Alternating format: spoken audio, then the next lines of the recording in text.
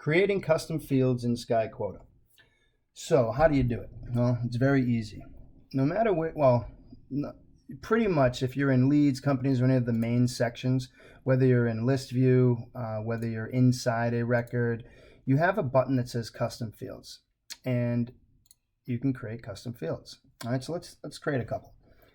I'm going to create a new custom field. And what type of custom fields can you create? Well, you can create text box, radio buttons, check boxes, which give you like multiple options, drop downs, and date pickers like calendars and whatnot. So, I mean, pretty much everything you can think of is here.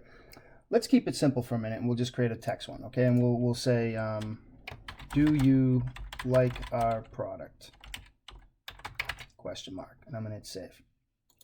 I'm also going to create a simple radio button just so you see how the options work. Want to purchase? I don't know. Question mark. But we'll do a radio button because we'll give them the option. So we click in here. This is the option box, and this will pop up so we can decide the option. So we're going to say yes or no. Okay, so yes is one option, and no is another option. All right, so I've just created two custom fields.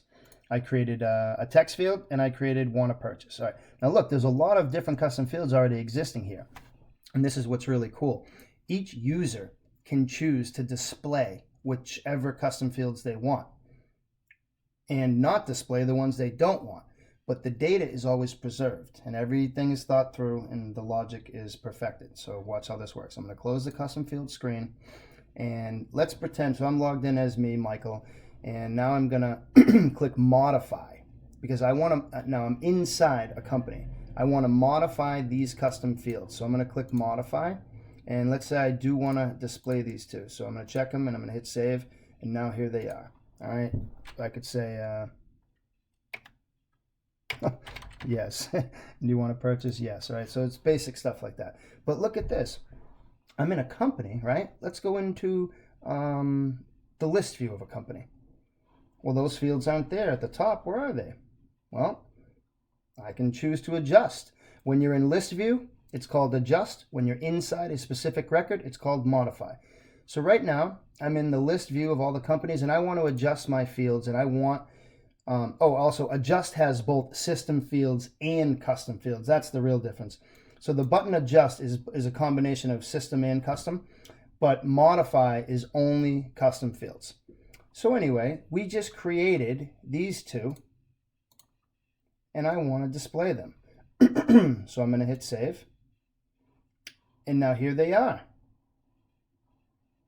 Right? They're big. I probably am not going to have these in list view, to be honest with you, but I'm just showing you how it works.